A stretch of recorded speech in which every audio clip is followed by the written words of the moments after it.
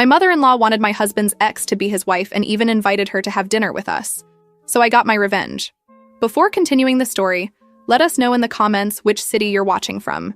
Don't forget to subscribe to the channel, hit the notification bell so you won't miss more stories, and leave your like on the video. I should have known something was wrong the first time my mother-in-law invited my husband's ex-girlfriend to our engagement party. Not as a guest, mind you, but as a co-host. At the time, I thought maybe she was just one of those overly inclusive people who couldn't bear to hurt anyone's feelings. You know the type, the ones who invite their dentist to family gatherings and insist the mailman stay for dinner. My husband assured me it was nothing, that his mother just had trouble letting people go. He said it with such conviction that I believed him. I wanted to believe him. We'd been dating for 2 years, and I loved him. So I convinced myself this was just a quirky family thing. Some families are loud, some are quiet, and apparently his family kept ex-girlfriends around like houseplants. I married him anyway, despite that glaring red flag waving directly in my face, practically slapping me with its bright red fabric. The engagement party itself should have been my wake-up call.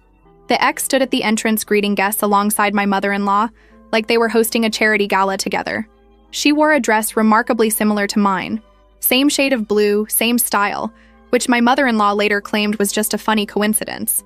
The ex knew details about the party that I hadn't even known, like what hors d'oeuvres were being served, and what time the photographer would arrive. When I asked my husband about it, he shrugged and said his mother probably just needed help with planning. Help. From his ex-girlfriend. For our engagement party. The logic was so backwards it gave me whiplash. The ex's name kept coming up in conversation at family dinners, casual mentions at first. Oh, she used to make this dish for us. Or, she always knew how to arrange flowers so beautifully. Innocent enough, right? Wrong. So very wrong. Within the first 6 months of our marriage, I realized my mother-in-law had never actually moved on from her son's previous relationship. She spoke about the ex like she was a daughter who had tragically died in some beautiful, poetic way, not a girlfriend who had broken up with her son over 5 years ago because, from what I'd gathered, they simply weren't compatible long-term. I tried talking to my husband about it during those early months, but he'd look at me with confused eyes and say he hadn't noticed. His mother mentioned his ex constantly, and he genuinely didn't see it as a problem. I started to realize this had been normalized for him his entire life. The dinner invitations started around month 7 of our marriage. Surprise dinners where the ex just happened to be there too. My mother-in-law would act shocked, claiming she'd completely forgotten she'd invited both of us. Oh my goodness, I'm so sorry, I completely spaced, but you're both here now? So let's just make the best of it. My husband would squeeze my hand under the table but never actually confronted his mother about the pattern. The comparisons began subtly. She used to fold the napkins this way. She knew exactly how I liked my tea. Then they became less subtle. She was always so good with children. Do you like children, Bryn? This was asked at a family barbecue in front of about 20 relatives. She could cook a roast that would make you cry. Can you cook a roast, Bryn? I could, actually. But after that comment, I never cooked one for my mother-in-law. I started keeping a mental tally, and by the end of the first year, I'd been compared to this woman constantly.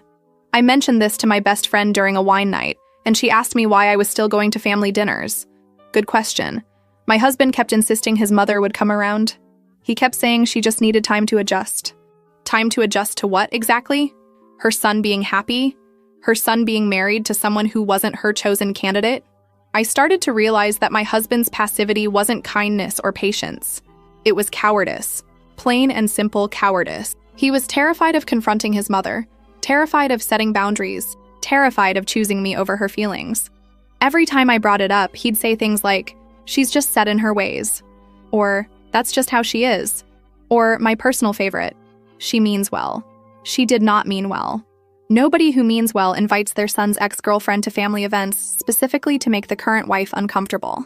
Nobody who means well spends an entire dinner listing all the ways the ex was superior.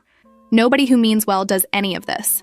But my husband had been trained since childhood to accept his mother's behavior, to excuse it, to enable it.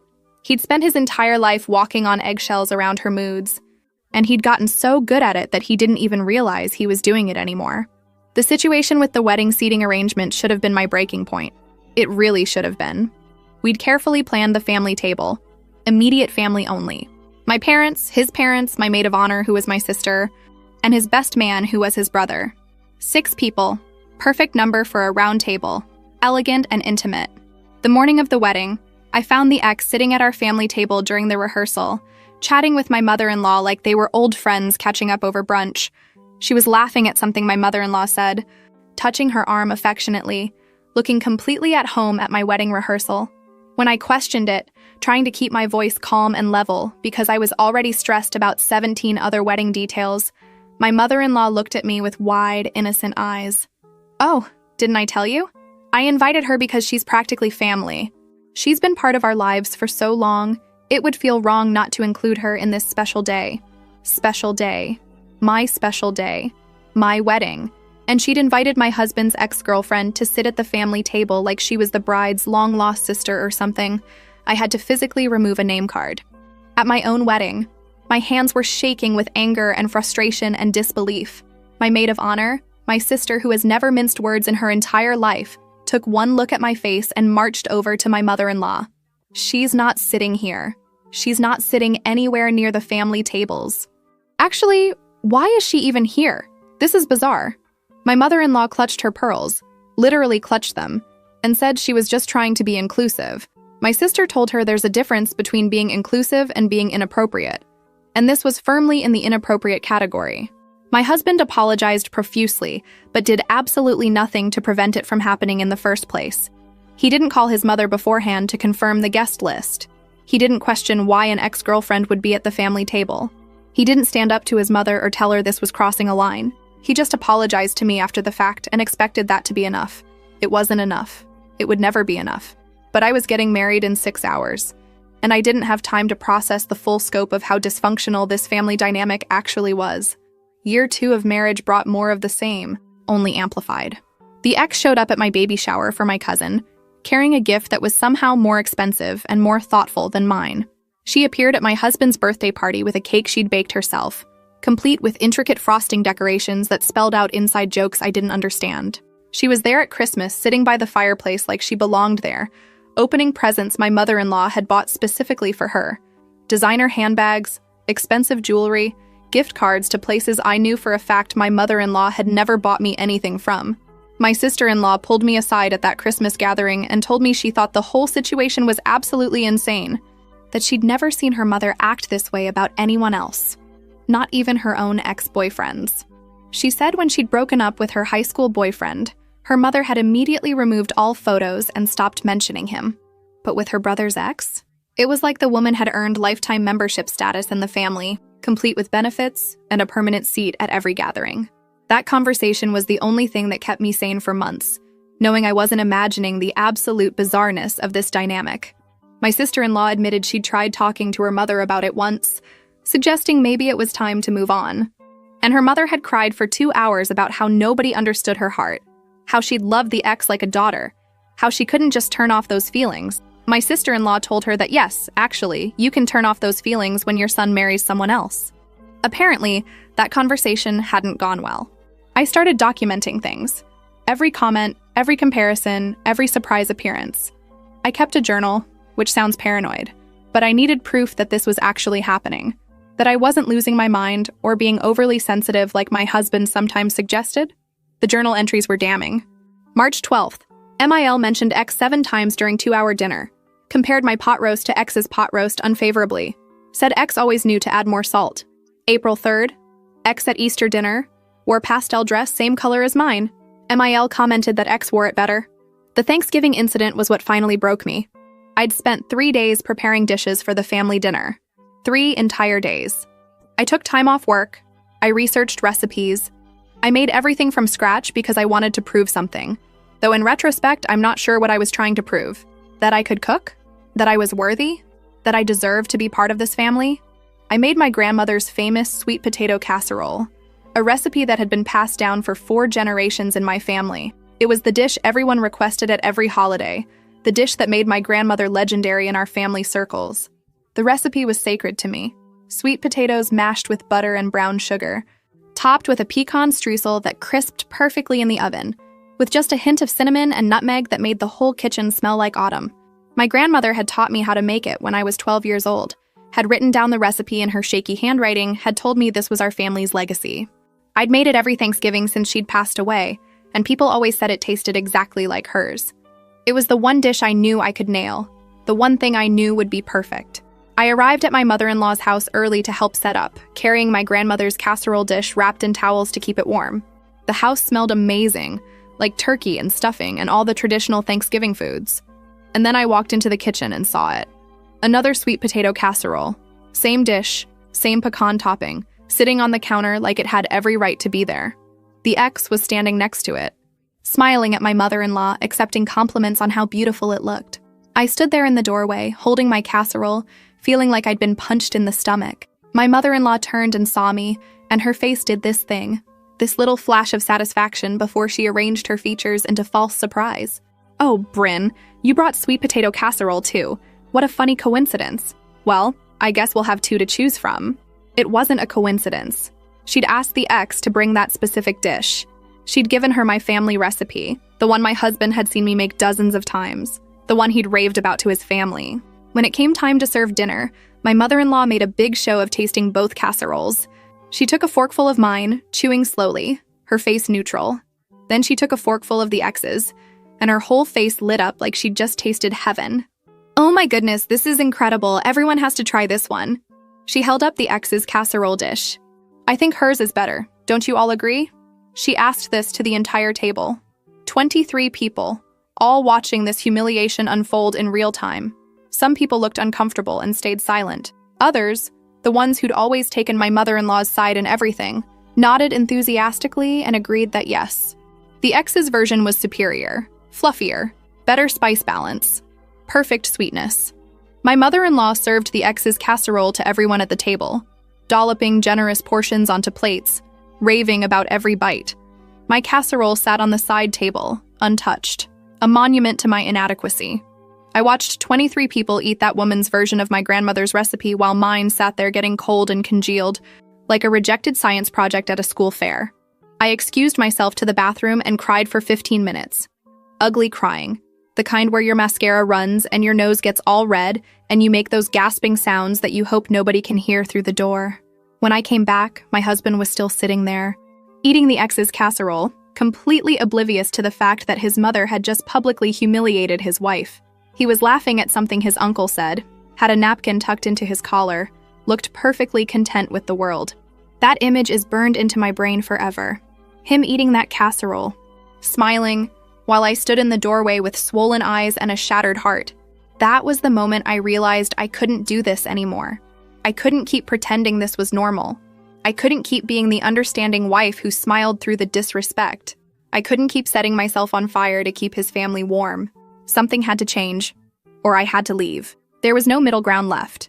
No compromise that would make this situation tolerable. Either he stood up for me, or I walked. Simple as that. 3 weeks later, I found out I was pregnant. 12 weeks along, actually. Which meant I'd been pregnant during the Thanksgiving disaster and hadn't even known. I'd been so stressed about the family situation that I'd barely noticed I'd missed 2 periods. I'd chalked it up to stress because stress does weird things to your body, and I'd been chronically stressed for approximately 3 years straight. But when I started feeling nauseous in the mornings and couldn't stomach coffee anymore, which for me is basically a sign of the apocalypse, I took a test. Actually, I took 4 tests, all positive. 4 little windows with 2 lines, 4 pieces of plastic telling me I was growing a human. The doctor confirmed it with an ultrasound. I sat in that examination room staring at the tiny blob on the screen, listening to the rapid whoosh, whoosh, whoosh of the heartbeat, thinking about what kind of grandmother my mother-in-law would be. Would she compare my parenting to the ex's hypothetical parenting? Would she invite the ex to my baby's birthday parties? Would she show up at the hospital when I gave birth and ask if the ex could be in the delivery room too? The thought made me physically ill. More ill than the morning sickness already making me feel. The technician printed out ultrasound photos for me. These grainy black and white images where you could barely make out what was supposedly a baby. She smiled and said congratulations, told me everything looked healthy and normal, gave me pamphlets about prenatal vitamins and what to expect in the coming months. I thanked her and left the office, sat in my car in the parking lot for 20 minutes, just staring at those ultrasound photos, trying to feel happy, trying to feel anything other than dread. I didn't tell my husband right away. I needed time to think, time to figure out what I was going to do. Could I bring a child into this family dynamic? Could I subject my kid to growing up with a grandmother who valued an ex-girlfriend more than her own grandchild? Could I trust my husband to protect our child when he'd failed to protect me for 3 solid years? These weren't rhetorical questions. These were real concerns that kept me up at night, staring at the ceiling, feeling this tiny person growing inside me and wondering if I was making a terrible mistake. But fate, or maybe just terrible timing, forced my hand. My mother-in-law called 2 days after I found out about the pregnancy, using that fake sweet voice she always used when she was about to do something awful. "Hi, sweetheart. I'm planning a little family dinner for this weekend. Nothing fancy, just close family. I'd love for you and my son to come." I could hear it in her voice before she even said it. That little note of guilty anticipation. And then she said it. "Oh, and I invited a few friends too, including, well, you know who. I hope that's okay. She's been going through a hard time lately, and I thought it would be nice to include her." Something inside me snapped. I told my husband about the pregnancy right there in our kitchen. Just blurted it out without any of the cute announcement I'd been planning. "I'm pregnant, 12 weeks, and I'm done." He stared at me like I'd spoken in a foreign language. "You're what? You're pregnant?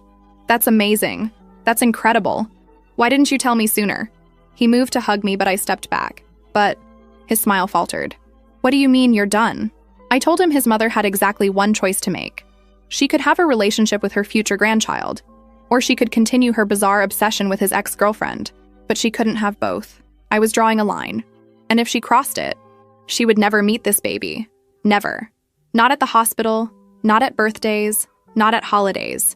If she wanted to keep playing house with his ex, she could do it without us and without her grandchild. My husband started to say something about his mother meaning well, about her just being attached to the past. But I cut him off. My voice was shaking, and I could feel tears starting, but I kept talking. "She humiliated me at Thanksgiving. She invited your ex to be a co-host at our engagement party. She tried to seat her at our wedding table. She compares me to her constantly, and you just sit there and let it happen. I have spent 3 years of my life being told I'm not good enough, and I'm not doing it anymore. I'm not raising a child in this environment." I told him if he didn't support me on this, if he didn't stand up to his mother right now, immediately, I would leave. I would pack my bags, take our unborn child, and leave, and he could explain to everyone why his marriage fell apart. Maybe he could invite his ex to his divorce party. She could help pick out the decorations. I was serious. Dead serious. He could see it in my face, hear it in my voice. This wasn't a bluff or an ultimatum I'd back down from. This was happening, one way or another. That seemed to wake him up. Something clicked in his brain, some survival instinct that finally overrode years of conditioning. He looked at me, really looked at me, and I think for the first time in our marriage he understood how close he was to losing everything. How close I was to walking out that door and never coming back. How serious I was about every word I'd just said. He picked up his phone right there, right in front of me, and opened his contacts, found the ex's number and blocked it. Just blocked it. No hesitation, no second thoughts. Then he called his mother. She answered on the second ring, her voice bright and cheery. "Hi, honey. Have you talked to Bryn about dinner? I'm making that roast you love so much." He cut her off. "Mom, we need to talk. Bryn is pregnant, and you need to make a choice right now. Either you stop inviting my ex to family events and stop comparing Bryn to her, or you don't get to be part of this baby's life. At all. No hospital visits, no birthdays, nothing." I could hear my mother-in-law's voice change through the phone, going from cheerful to shocked to defensive in about 3 seconds. "What? What are you talking about? I'm just trying to keep everyone included. I don't understand why you're being so unreasonable. She's like family to me." My husband's jaw tightened. "She's not family, Mom. She's my ex-girlfriend from over 5 years ago. Bryn is your daughter-in-law. Bryn is carrying your grandchild. And if you can't prioritize them over someone I used to date, then you've made your choice." My mother-in-law started crying. I could hear it through the phone, those dramatic sobs that she'd always used to manipulate situations in her favor. "How can you do this to me? How can you make me choose? I love you. I love you so much. I just want everyone to be happy. Why are you punishing me for caring too much?" My husband actually rolled his eyes, which I'd never seen him do when talking to his mother. "I'm not punishing you. I'm setting a boundary. You have until the end of the week to decide." He hung up. Just hung up on his crying mother. Something I'd never witnessed in 3 years of marriage. We sat in silence for a long time. I wanted to feel relieved, but instead I just felt exhausted. 3 years of this nonsense, and it took me threatening to leave and announcing a pregnancy for him to finally do something about it. Better late than never, I suppose, but the resentment was already there, sitting between us like a third person at the table. I appreciated what he'd just done, but I also couldn't forget the 3 years of inaction that preceded it. The week passed with excruciating slowness. My mother-in-law didn't call, didn't text, nothing. Radio silence. I wasn't sure if she was punishing us with the silent treatment or actually taking time to think about her choice. My husband checked his phone obsessively, waiting for a message that never came. He tried to call her twice, but she didn't answer. He left voicemails that went unreturned. I could see the worry and hurt on his face, could see him grappling with the reality that his mother might actually choose his ex over him. When the deadline arrived, my father-in-law called instead. His voice was shaking when he told us that his wife had made her choice. I put the phone on speaker so I could hear. She chose her, my father-in-law said, his voice breaking. I tried to talk to her, tried to make her see reason, but she said she couldn't abandon someone who needed her. Said the ex has been through so much and depends on her support. She said you two would be fine without her, but the ex wouldn't be. My husband asked his father to repeat it, like he couldn't possibly have heard correctly. Are you saying Mom chose my ex-girlfriend over her own grandchild? His voice was flat, emotionless, like he was in shock. That's what I'm saying, my father-in-law confirmed. I'm so sorry, son. I tried. I really tried. I don't understand her reasoning. I don't understand any of this. But yes, she chose to maintain her relationship with your ex rather than be part of your child's life. My husband went pale. All the color drained from his face in an instant. He hung up the phone and just sat there on the couch, staring at nothing, his hands shaking slightly. I didn't know what to say. What do you say when someone's mother picks their ex over them? When she chooses a woman who hasn't been in her son's life romantically for over 5 years? Over her own flesh and blood? I sat next to him and held his hand, and we stayed like that for hours. He kept saying he couldn't believe it, couldn't understand how she could do this. I could believe it. I'd seen this coming from a mile away, had watched this train wreck build up speed for 3 years. But hearing it out loud still felt like a punch to the gut. Like confirmation that yes, it really was that bad. Yes, she really did value the ex more than her own son and future grandchild. Yes, we really had been fighting a losing battle this entire time. The insanity of it was almost impressive in its scope. We thought that was the end of it. We thought we could move forward, build our little family of 3, leave the dysfunction behind us. We were wrong. So incredibly wrong. 2 weeks later, my father-in-law called again. This time his voice wasn't just shaking, it was panicked. He was breathing hard, like he'd been running or was having an anxiety attack. You need to sit down for this, he said. Both of you need to sit down right now. He told us the ex was pregnant, and she was claiming the baby was my husband's. The words hung in the air like a grenade that had just had its pin pulled. I felt the blood drain from my face, felt my hands go numb. My husband grabbed the phone and started shouting, his voice cracking with emotion. What the hell are you talking about? I haven't seen or spoken to her in over 5 years. I've barely looked at her during those forced family dinners. My father-in-law said the ex had called his wife, crying hysterically, saying she'd been seeing my husband in secret for months, and now she was pregnant and didn't know what to do. Said they'd been having an affair, sneaking around, meeting up when I wasn't around. My mother-in-law had apparently believed her immediately, without question, without asking for any proof or timeline. And now she was demanding that my husband do the right thing and take responsibility for this supposed baby. Demanding that he leave me, move in with the ex, be a father to the ex's child. I started laughing, not because it was funny, but because the alternative was screaming or breaking things or completely falling apart. My husband hadn't touched that woman in over 5 years. He'd barely looked at her during the forced family dinners. During those horrible Thanksgiving and Christmas gatherings, he'd actively avoided her, sat as far away as possible, kept conversations brief and superficial. The idea that they'd been having some secret affair was so ridiculous. It would have been hilarious if it wasn't so devastating, if it wasn't threatening to destroy everything. When? I managed to ask, my voice shaky. When does she claim this happened? My father-in-law said the ex was being vague about details, just saying it had been going on for months, that they'd been meeting up whenever they could find time. My husband was pacing now, running his hands through his hair, his face red with anger and panic. That's impossible. That's completely impossible. I'm never alone. I'm either at work or with Bryn or with friends. When exactly was I supposed to be having this affair? We spent the next 2 days building our case, Not 2 hours. 2 full days of gathering every piece of evidence we could find. My husband took time off work. I called in sick. We treated it like the investigation it was, because our entire marriage was on trial based on a lie. Day 1, we focused on digital evidence.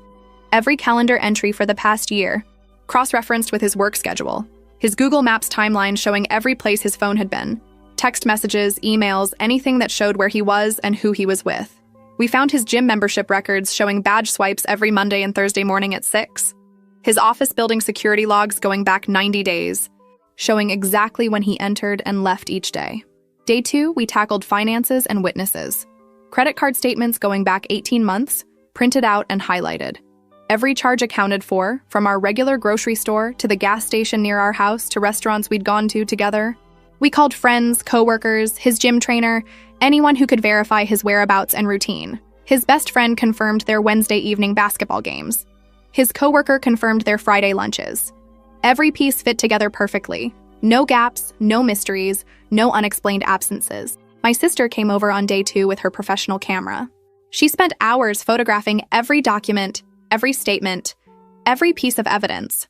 She interviewed my husband like a lawyer deposing a witness, asking detailed questions about his schedule, his habits, his interactions with the ex at family events.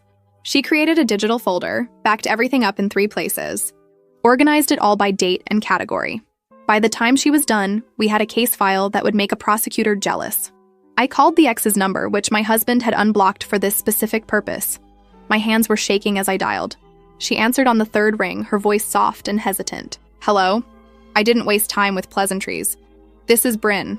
You have 24 hours to provide a dated ultrasound and agree to a paternity test done at a facility of our choosing, or we will take legal action for defamation, slander, and emotional distress. Do you understand? There was a pause. I could hear her breathing on the other end. Then she hung up. Just hung up without saying a word.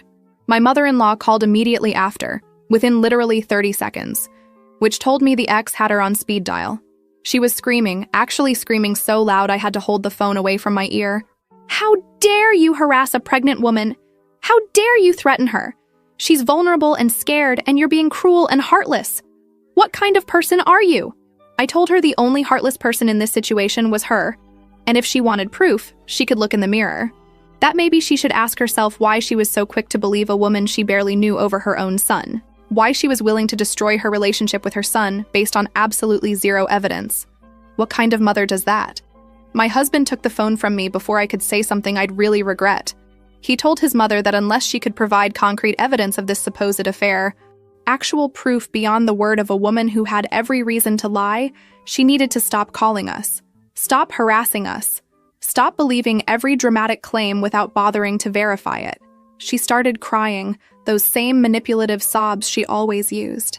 My son has changed. You've poisoned him against his own family. He never used to talk to me like this. What have you done to him? He told her that she had destroyed their relationship all on her own, that if there was any poison involved, she was the one who'd been spreading it for 3 years. 3 years of comparisons, 3 years of disrespect, 3 years of prioritizing his ex over his wife. This wasn't sudden. This had been building for a long time, and she'd ignored every warning sign, every boundary attempt, every hint that her behavior was unacceptable. Then he hung up. Actually hung up on his crying mother for the 2nd time in 2 weeks. The next day, my mother-in-law started posting on social media. Vague posts about betrayal and disappointment, about how children grow up and forget their parents, about how some people show their true colors when things get difficult, about how grandmother's rights matter too, about how she was being punished for loving too much. The posts were carefully crafted to make her look like a victim without providing any actual context. Her friends commented with supportive messages, dozens of them. I'm so sorry you're going through this. You deserve better. Family should stick together. I can't believe they're treating you this way. Praying for you. None of them knew the full story, of course. They just knew her version, which painted her as the doting mother being cruelly cut off by her ungrateful son and evil daughter-in-law. She was spinning a narrative, building a support system, preparing for war. My husband's extended family started taking sides based on those posts. His aunt called to tell him he should be ashamed of himself, that his mother had always been nothing but loving and supportive, that we were breaking her heart. His uncle sent a long text message about family loyalty and responsibility, about how you don't abandon your mother over minor disagreements. His cousins unfriended me on social media, blocked me, started liking and sharing my mother-in-law's posts with comments about how sad it is when families fall apart. It was like watching a slow-motion car crash, seeing the family fracture and divide based on my mother-in-law's carefully crafted narrative. She was good at this, had probably been doing this kind of manipulation for decades. Only a handful of relatives reached out to ask our side of the story. My husband's uncle on the other side of the family called and said something didn't add up, that he'd noticed the strange dynamic with the ex at family gatherings, and had always thought it was weird. My husband's cousin, who was more like a sister to him, called crying and saying she believed us, that she'd seen firsthand how their mother treated me. But the rest? They just assumed we were the problem, assumed we were cruel for cutting off this poor, loving mother who just wanted to be part of her grandchild's life. They didn't know about the 3 years of comparisons, didn't know about the Thanksgiving humiliation, didn't know about the wedding seating debacle or the constant presence of the ex at every gathering. They just knew what my mother-in-law told them, and she told them we were the villains in this story. My father-in-law called 4 days later. His voice was different this time. Flat, exhausted, defeated. He sounded like he'd aged 20 years in a week. "I need to come over and talk to you both in person. This can't be a phone conversation. Can I come over now?" We said yes, and he showed up 30 minutes later. When he arrived, he looked terrible. Bags under his eyes, unshaven, his clothes wrinkled like he'd slept in them. He looked like he'd been through hell. He sat down at our kitchen table and asked for a glass of water. His hands were shaking as he drank it. Then he told us he'd been doing some investigating of his own. He said something had felt wrong from the beginning, from that very first phone call about the ex being pregnant. His wife had been too nervous, too insistent, too eager to believe the worst about their son.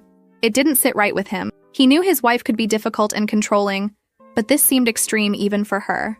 He'd started going through their finances, bank statements from accounts his wife didn't know he had access to, joint accounts that sent him monthly statements via email, statements she thought he never looked at.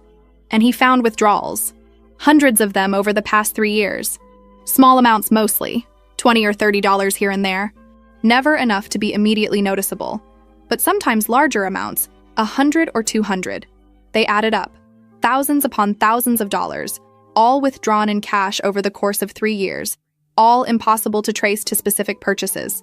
When he confronted his wife about the money, showing her printed statements with the withdrawals highlighted, she'd tried to lie at first, said it was for groceries and personal expenses. But he'd done the math. The amount was far beyond what anyone would need for reasonable personal expenses, especially when their regular bills and groceries were paid from the same account via debit card. He pressed her, told her he wasn't stupid, told her he knew something was going on, and she needed to come clean. She'd broken down completely. Not the fake crying she did for manipulation, but real crying, the kind where you can't breathe properly and your whole body shakes. She confessed everything. Confessed through sobs that yes, the withdrawals had been going to the ex. Monthly payments, sometimes weekly, funding her rent, her car payments, her utilities, her life. My mother-in-law had been secretly supporting her for years, paying her bills, buying her groceries, keeping her financially dependent and emotionally close, keeping her available. When she found out I was pregnant, announced at that disastrous dinner where she'd been given her ultimatum, she'd panicked. This meant her son's marriage was real, permanent, producing offspring. The ex was being pushed out of the picture, and her fantasy of getting them back together was dying. So she'd called the ex that same night and suggested something drastic. My father-in-law's voice shook as he explained what he'd discovered. After confronting his wife about the withdrawals, she'd broken down and confessed everything. The payments to the ex, the constant updates about our lives, and worst of all, the fake pregnancy scheme. He'd demanded to see proof, and in her panicked state, she'd unlocked her phone to show him one message, thinking it would help her case. Instead, he'd taken the phone and found hundreds more. My father-in-law pulled out his phone and showed us screenshots of text messages between his wife and the ex. Messages going back months, discussing the plan in detail. Discussing timing, discussing how to make it believable, discussing what to say and when to say it. My mother-in-law had even offered to pay for fake ultrasound images if needed. She'd told the ex that once my husband left me, they could all be a family again, the way it was supposed to be. I felt sick. Actually physically sick. My husband got up and walked out of the room. I heard him in the bathroom, and I'm pretty sure he was vomiting. My father-in-law sat there with tears in his eyes, apologizing over and over. He said he'd never imagined his wife was capable of something like this. That he'd thought she was just overly attached, maybe a bit delusional, but not malicious. Not cruel. This was cruel. This was calculated and deliberate and designed to destroy our marriage and hurt their own grandchild in the process. The ex sent an email the next morning. A long, rambling confession about how she wasn't pregnant, had never been pregnant, had agreed to the plan because she was desperate to get my husband back, and my mother-in-law had convinced her it would work. She said she was sorry, that she knew it was wrong, but she'd been so lonely and my mother-in-law had been so persuasive. She made herself sound like a victim, like she'd been manipulated too. Maybe she had been, but she'd also been a willing participant in a scheme to destroy my family. My husband forwarded the email to every single family member, every aunt, uncle, cousin, grandparent. He added a message explaining the entire situation, the timeline we'd constructed, the bank statements his father had found, the text messages between his mother and the ex. He laid it all out in excruciating detail. Then he blocked anyone who tried to defend his mother or minimize what she'd done. His aunt who'd called him shameful? Blocked. His uncle who'd lectured about family loyalty? Blocked. His cousins who'd unfriended me? Blocked. Within hours, people started calling, some to apologize, some to express shock and disbelief, some to say they'd always thought his mother was a bit odd, but had never imagined this level of dysfunction. A few family members doubled down, insisting we must have done something to push his mother to such extremes. That family should forgive family. Those people got blocked too. My husband was done. Completely done. And honestly, so was I. My father-in-law told us he was leaving his wife. He said he couldn't stay married to someone who would do this to their own child, who would try to destroy their son's marriage and lie about their future grandchild. He said he'd been making excuses for her behavior for decades, but this was beyond excuse. This was beyond forgiveness. He packed his things and moved into a hotel that same week, and within the month, he'd filed for divorce. My mother-in-law hired a lawyer and threatened to sue us for defamation. She claimed we'd damaged her reputation by sharing private information without her consent. Our lawyer sent her a letter explaining that truth is an absolute defense against defamation, and if she wanted to pursue legal action, we had hundreds of pages of evidence we'd be happy to present in court. We also had grounds for a countersuit for emotional distress, harassment, and attempted fraud. She dropped the threat immediately. The ex moved out of state within 2 weeks. Just packed up and left, couldn't handle the fallout and the public shame. Apparently, several people had contacted her directly after my husband forwarded that confession email. Some expressing disappointment, some expressing anger, some just wanting to know why she'd done it. She changed her phone number, deleted her social media accounts, and disappeared. I heard through the grapevine that she'd moved somewhere in the Pacific Northwest, started over with a new job and new friends who didn't know anything about this disaster. Good riddance to her and her desperate attempt to recapture a relationship that had ended over 5 years ago. At my 16-week checkup, my doctor noticed my blood pressure was dangerously high, 160/95, which is well into the hypertensive range, especially dangerous for pregnancy. She asked about stress levels, and I laughed. I actually laughed out loud in the examination room, the slightly hysterical sound that made the nurse look concerned. Stress levels? Where do I even begin? Should I start with the mother-in-law who chose my husband's ex over her own grandchild? Or jump straight to the conspiracy to fake a pregnancy and destroy my marriage? Or maybe discuss the family members who believed I was some kind of manipulative villain who'd poisoned my husband against his poor, innocent mother. My doctor looked at my chart, looked at me with genuine concern in her eyes, and told me in no uncertain terms that I needed to be on bed rest immediately. Complete bed rest, no work, no stress, nothing that could spike my blood pressure further. She said if my blood pressure stayed this high, I was at serious risk for preeclampsia, which could be life-threatening for both me and the baby. She wanted me horizontal as much as possible, only getting up for bathroom breaks and gentle walks around the house once a day. No cooking, no cleaning, no answering stressful phone calls. My only job was to stay calm and let this baby grow. My husband took a full week off work to take care of me, used all his vacation days without hesitation. He cooked every meal, handled all the cleaning, did laundry, managed the ongoing family drama, screened phone calls, responded to emails. He set up the bedroom like a recovery suite, brought in a mini fridge so I could have snacks and water within reach, set up my laptop on a bed table so I could watch shows, brought me books from the library about pregnancy and parenting. He brought me 3 meals a day on a tray, helped me to the bathroom when I needed it, read to me when I was bored with television. It was the most present he'd been in our entire marriage. And it only took a complete emotional apocalypse and a medical emergency to get us there.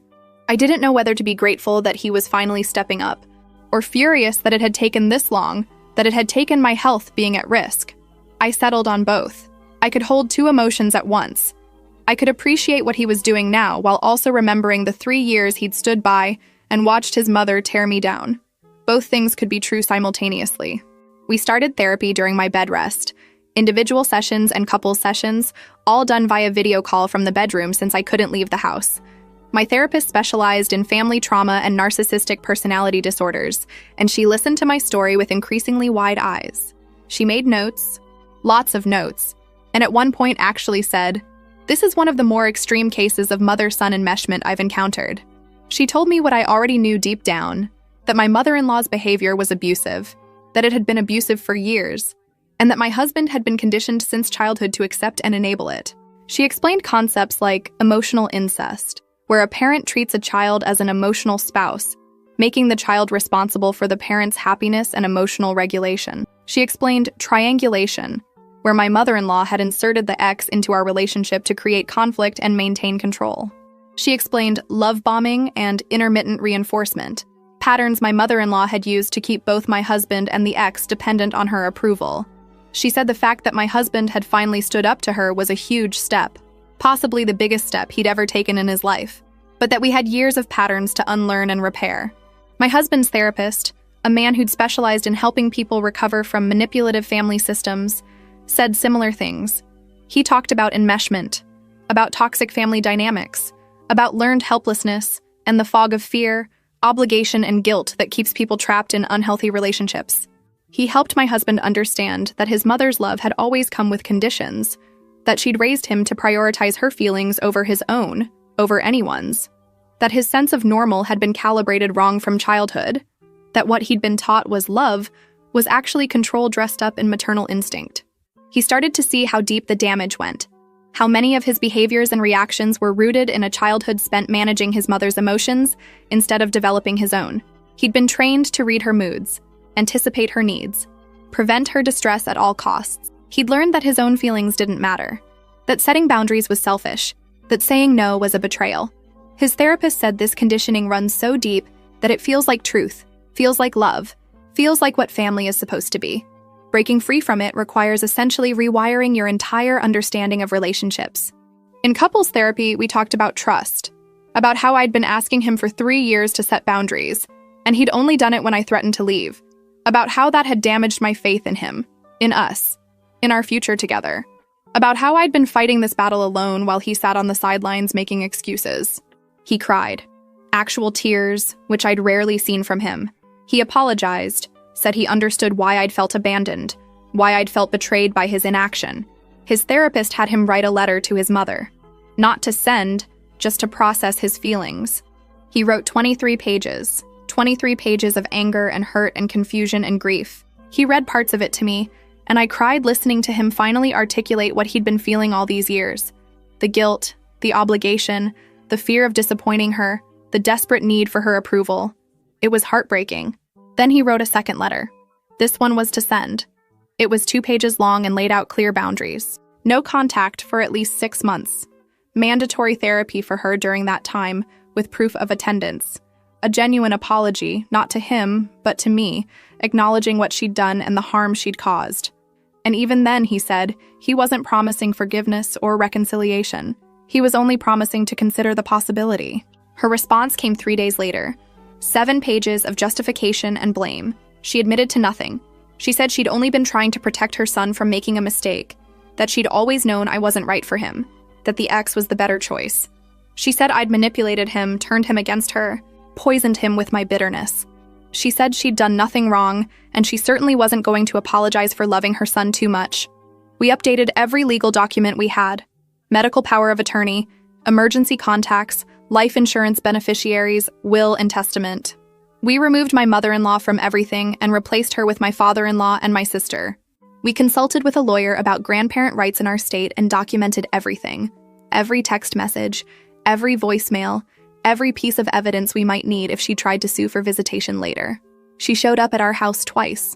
The first time, my husband answered the door and told her to leave. She refused, said she had a right to see her son, to talk to him. He told her if she didn't leave immediately, he'd call the police. She started crying, making a scene on our front porch. The neighbors came out to watch. My husband called the police anyway.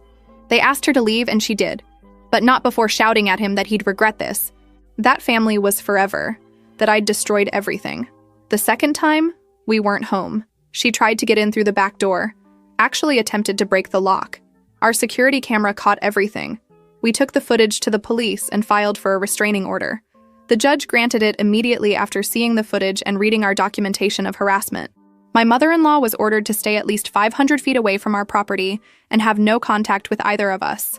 My blood pressure slowly returned to normal. The bed rest helped, as did the therapy, as did finally having some peace and distance from the chaos. By my 20th week, my doctor cleared me to resume normal activities, though she warned me to avoid stress as much as possible. I almost laughed. Avoid stress. Sure, I'll just avoid my entire life for the next 20 weeks. We decided to do a small gender reveal party. Just the people who'd supported us through everything. My father-in-law, my sister, my best friend from college, my husband's best friend who'd been horrified by the whole situation. 11 people total. We ordered a cake, the kind where the inside reveals the gender when you cut it. My husband and I cut it together and the inside was pink. A girl. We were having a daughter. Everyone cheered and congratulated us. But I felt this strange mix of joy and terror. Joy because I'd wanted a daughter. Terror because now I had to figure out how to raise her in the aftermath of all this. How to protect her from the kind of toxic love that had damaged her father. My husband squeezed my hand and whispered that we'd figure it out together. That we'd do better than his parents did. I hoped he was right. My father-in-law started coming around more often. Not to mediate or push reconciliation, just to be there. To be a grandfather. He brought baby gifts, helped set up the nursery, asked questions about our birth plan. He was trying, genuinely trying, to build a relationship with us separate from his wife. It was strange at first, seeing him without her, but it was also nice. He was different when she wasn't around. Calmer, funnier, more present. The divorce proceedings were apparently brutal. My mother-in-law fought for everything. Tried to claim she deserved half of assets she hadn't contributed to, hired an expensive lawyer to drag things out. My father-in-law's lawyer presented the bank statements showing the secret withdrawals to the ex as evidence of financial misconduct. The judge was not impressed with my mother-in-law's explanations. She ended up with far less than she'd hoped for in the settlement. Word reached us through family members that she was court-ordered to attend therapy as part of the divorce proceedings. Apparently, my father-in-law had documented years of emotional manipulation and control, and the judge had concerns about her mental health. She was going, supposedly, but according to the family grapevine, she spent most sessions talking about how everyone had betrayed her. Her therapist was reportedly earning every penny. I went into labor at 38 weeks, right on schedule. It was 2 a.m. and the contractions hit like a freight train. My husband panicked, couldn't find the hospital bag we'd packed weeks ago, ran around the house grabbing random items. I had to tell him 3 times that yes, the bag was in the closet where I'd told him it was. Men, even in crisis, they can't find things right in front of them. Labor lasted 14 hours. 14 long, painful hours of contractions and breathing exercises, and my husband trying to be supportive while also looking like he might pass out. The nurses kept offering him a chair, asking if he needed water. I told them to focus on me. I was the one actually pushing a human out of my body. He held my hand through all of it, though. Never left my side. Whispered encouragement even when I told him to shut up. Our daughter was born at 4:17 in the afternoon, weighing 7 pounds and 3 ounces. She had her father's nose and my eyes, a shocking amount of dark hair, and the loudest cry I'd ever heard. The nurses cleaned her up and placed her on my chest. And I looked at this tiny person and felt overwhelmed by the responsibility of keeping her safe, keeping her healthy, keeping her away from the kind of toxicity that had defined our family for too long. My husband cried when he held her. Real tears? Not the polite moisture he'd shown in therapy. He kept saying she was perfect. She was so perfect. He couldn't believe she was ours. I watched him with our daughter and saw something shift in his face. This was real now. We weren't just fighting for our marriage anymore. We were fighting for her childhood, for her right to grow up without manipulation and conditional love. The first few months were a blur of sleepless nights and diaper changes and figuring out how to be parents. My father-in-law visited often, always calling first, always respecting our space and boundaries. He was a surprisingly good grandfather, patient and gentle with our daughter. He told us once that he wished he'd been more present when my husband was young, that maybe things would have been different if he'd stood up to his wife sooner. Better late than never, I suppose. We heard through the grapevine that my mother-in-law was still in therapy, still insisting she'd done nothing wrong. A few family members who'd initially supported her eventually came around after seeing the evidence we'd shared, after hearing multiple sides of the story. Some sent apology messages. We accepted a few, mostly from people who'd been genuinely misled rather than actively malicious. Others remained blocked. Forgiveness has limits. My sister-in-law, who'd always been on our side, told us that their mother had tried to show up at her house once, demanding information about the baby. My sister-in-law had threatened to call the police and reminded her about the restraining order that, while specific to our house, demonstrated a pattern of harassment. My mother-in-law left, but apparently sent a series of text messages calling her own daughter a traitor. My sister-in-law blocked her after that. Our daughter is 6 months old now. She's healthy, happy, hitting all her milestones. She smiles when she sees her grandfather, reaches for her father when he comes home from work, falls asleep on my chest during late-night feedings. Our marriage is stronger than it was before, though that's a low bar considering how close we came to divorce. We still go to therapy, still work on communication, still navigate the aftermath of those 3 years of toxicity. My mother-in-law remains court-ordered in therapy, though reports suggest she's made minimal progress. She's not allowed contact with us, and we have no intention of lifting that restriction anytime soon. Some relatives have quietly resumed contact with her, and we've accepted that we can't control what other people do. We can only control our own boundaries and our own family. Several family members remain permanently blocked, their choice to defend her manipulation more important to them than having a relationship with us. My husband is different now, friend. More assertive, more present, more willing to prioritize our little family over his extended one. He's in year 2 of therapy and finally starting to unpack decades of conditioning and guilt. He's learning that setting boundaries doesn't make him a bad son, that protecting his wife and daughter doesn't make him disloyal. It's hard work, and some days are better than others. But he's trying. That's more than he did for the first 3 years of our marriage. I look at our daughter sometimes and think about the grandmother she'll never know. Part of me feels sad about that, about the relationship that could have existed if my mother-in-law had been capable of healthy love. But mostly I feel relieved. Relieved that our daughter won't grow up being compared to some idealized version of someone else. Relieved that she won't learn to accept manipulation as love. Relieved that we broke the cycle before it could touch her. The peace we have now is worth everything we lost. The family members who chose sides against us, the holidays spent with just the 2 of us, the complicated explanations we'll eventually have to give our daughter about why she doesn't have a grandmother on her father's side. All of it is worth the peace. Worth the knowledge that we're building something healthier, something better, something that doesn't require us to set ourselves on fire to keep other people warm. Some family is worth fighting for. Some family is worth fighting against. And sometimes the bravest thing you can do is recognize the difference and act accordingly. We chose our daughter. We chose each other. We chose peace over approval. And I don't regret it for a single second. This is where we are now. A small family of 3, plus one grandfather who's trying to make amends, living quietly in a house with a restraining order filed against someone who should have loved us unconditionally but loved control more. It's not the fairy tale ending anyone hopes for, but it's real, and it's ours. And we're building something genuine from the ashes of something toxic. Some days I'm angry about the 3 years we wasted trying to make it work. Other days I'm grateful we figured it out before our daughter was old enough to remember the chaos. My husband says he can't imagine going back to who he was before, can't imagine allowing his mother's manipulation to continue, can't imagine choosing her feelings over our family's well-being. That's growth. That's therapy working. That's what happens when someone finally decides to break free from a lifetime of conditioning. It's messy and painful and requires constant vigilance, but it's worth it. We're worth it. Our daughter is worth it. And that's my story. A mother-in-law who loved an ex-girlfriend more than her own future grandchild. A conspiracy to fake a pregnancy and destroy a marriage. A family fractured by lies and manipulation. And through it all, 2 people who decided to choose each other and their child over the dysfunction that tried to consume them. It's not pretty, and it's not over, but we're still here, still standing, still building something better.